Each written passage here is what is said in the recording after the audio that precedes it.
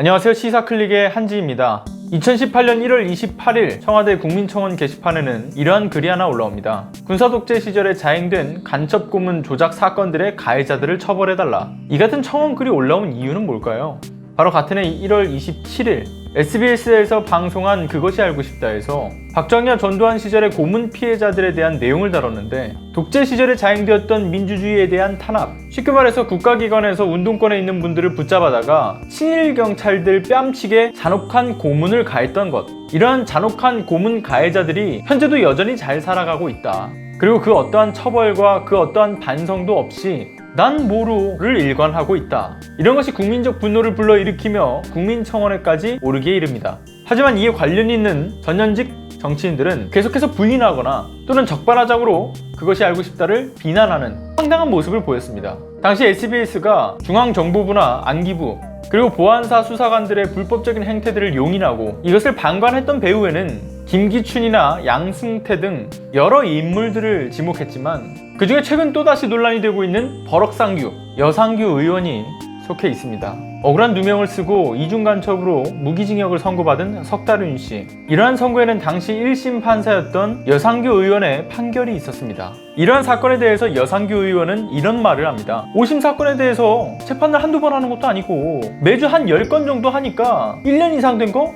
기억 못해. 그래서 제작진이 석다륜 씨가 47일간 불법 구금을 당하면서 고문을 당했다고 전하니까 여상규 의원은 또 이런 얘기를 합니다. 고문을 당했는지 어쨌는지 난 몰라. 그리고 그걸 지금에서야 물어서 뭐하냐. 그래서 또 제작진이 이런 질문을 하게 돼요. 당시 1심의 판결로 인해서 한 사람의 인생이 송두리째 망가져버렸는데 여기에 대해서 책임감을 느끼지 못하시느냐. 여상규 의원은 여기에 대해서 또 이렇게 대답을 합니다. 웃기고 앉아있네 이 양반이 정말. 이쯤 되면 이 멘트는 이분이 밀고 있는 유행어가 아닌가 싶어요. 여러분들은 이러한 여상규 의원의 행동에 대해서 어떤 생각이 드시나요? 문제인식 결여, 공감 능력 결여, 권위주의에 푹 절여진 고개 숙이지 않는 기득권. 석다륜 씨는요, 서울시경 정보과 형사로 근무하다가 안기부의 간첩 혐의로 47일간 고문을 당했습니다. 석다륜 씨의 아들 석건호 씨의 증언에 따르면 성기에 볼펜 심지를 끼우거나 무릎 뒤에 강목을 끼워 넣어 매달아 놓는 정말 잔혹한 고문을 했다고 증언을 합니다. 이러한 모진 고문을 당한 이후에도 석다륜 씨는 18년형을 사시게 된 거죠.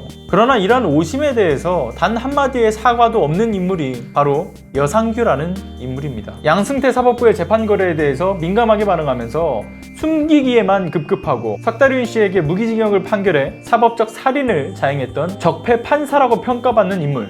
여전히 판사인 듯한 오만하고 방자함, 이게 바로 여상규라는 인물입니다. 이뿐만인가요? 이번 주 7일 국정감사에서 아주 대놓고 검찰에 대한 수사 외압을 했습니다. 야당 의원이 패스트트랙을 저지하려다가 고발을 당했는데 이건 순수히 정치적 문제니 검찰이 손댈 일이 아니라고 했습니다. 고발된 자유한국당 의원들 중에서는 본인도 포함이 되어 있는데 수사를 하지 말라고 했습니다. 야당 의원들이 패스트트랙 관련해서 저지하려다가 많이 고발이 되어 있는데요. 그건 역시 순수한 정치 문제입니다. 사법 문제가 아니에요. 그런 것도 자, 다른 위원이 잠깐 시계 정지하세요. 잠깐 시계 정지해요. 다른 위원이 얘기할 때는 끼어들지 말라고 했죠? 그런 것은 정치 문제입니다. 검찰 함부로 손댈 일도 아니에요. 어느 게 공정하고 어느 게 정의로운지 이거 잘 생각하셔야 됩니다.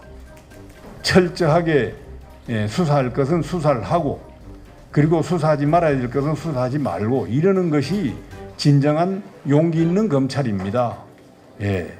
국정감사 기간 중에 피감기관인 검찰한테 법사위원장이 이런 식의 대놓고 수사 외압을 하는 거, 우리가 청산해야 할 전형적인 적폐의 모습입니다. 민주당 의원님들이 항의하니까 듣기 싫으면 귀를 막아라. 원래 민주당은 듣고 싶은 것만 듣고 하고 싶은 말만 하지 않느냐. 누가 당신한테 자격을 받았어? 웃기고 앉아있네. 병띠 같은 게. 누가 당신한테 자격 받았어? 웃기고 앉았네 정말. 빙신 같은 게.